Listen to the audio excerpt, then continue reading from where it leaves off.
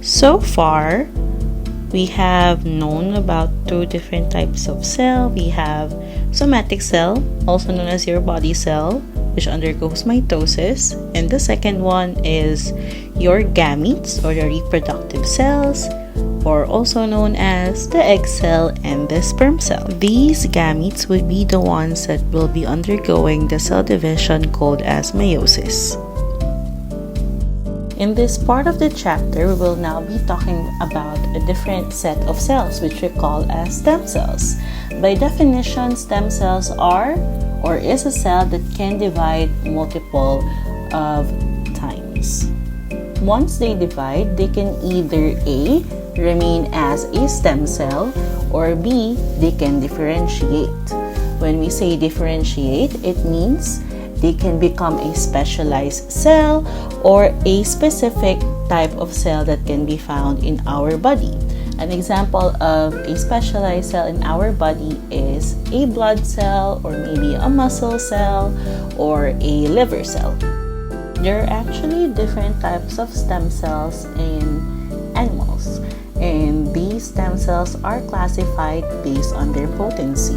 When we say potency, this is the capability of a stem cell to differentiate into maybe another stem cell, or B, to a specific type of a specialized cell. There are three different stem cells based on their potency. They are 1. Totipotent.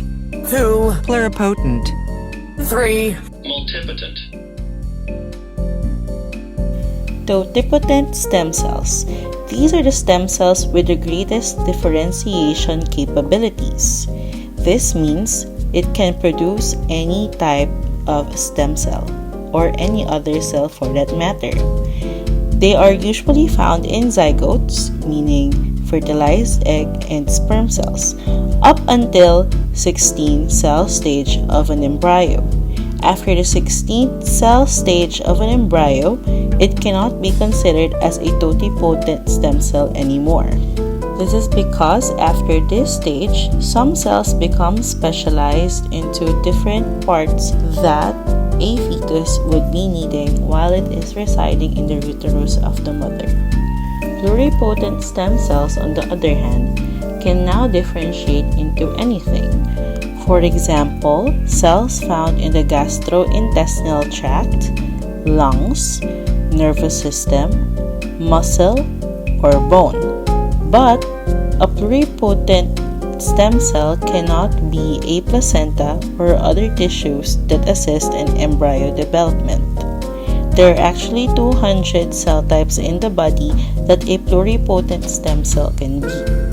The only example of pluripotent stem cell is an embryonic stem cell. We should also note that this type of stem cell is the focus of regenerative medicine. Regenerative medicine is a branch of translational research in tissue engineering and molecular biology. It deals with the process of replacing, engineering, or regenerating human or animal cells, tissue, or organs to restore or establish normal function. And because embryo is the only source of this particular stem cell, this has become a very controversial part of stem cell research.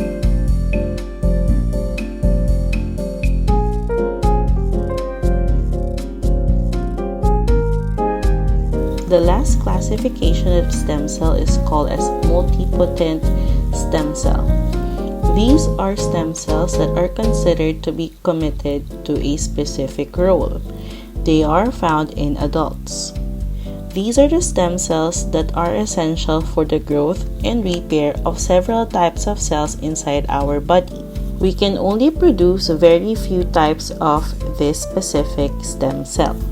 An example of this multipotent stem cell are those that can be found inside the bone marrow. Stem cells in the bone marrow can replicate numerous times but produce only blood cells.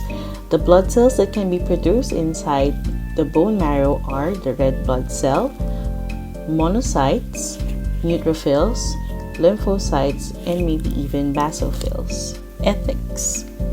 There are, of course, several advantages and disadvantages with the use of stem cells. Advantage number 1. There are countless medical possibilities. This is where stem cell therapy is useful.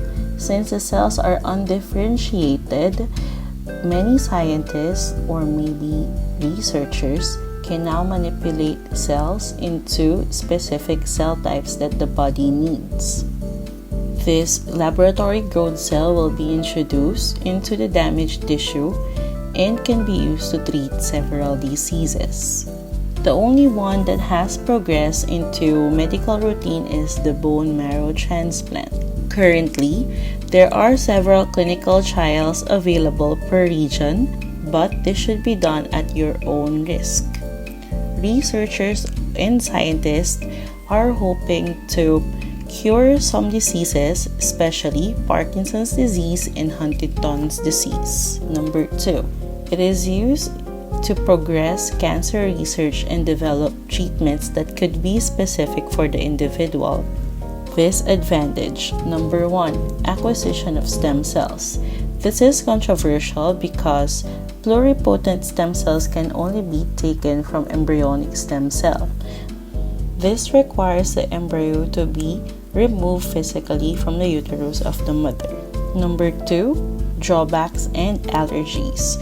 Stem cells that could be grown in the lab may cause some allergic reaction to the person or might be rejected by the receiving person's immune system, which leads to number 3, high rejection rates. Currently, stem cell research market is a booming field. A lot of researchers are opening clinical trials for several stem cell treatment. But if a patient would be to pursue this one, they would have to know that this particular stem cell research treatments are not really FDA approved, and therefore they would have to risk and exercise caution if they would want to pursue the treatment.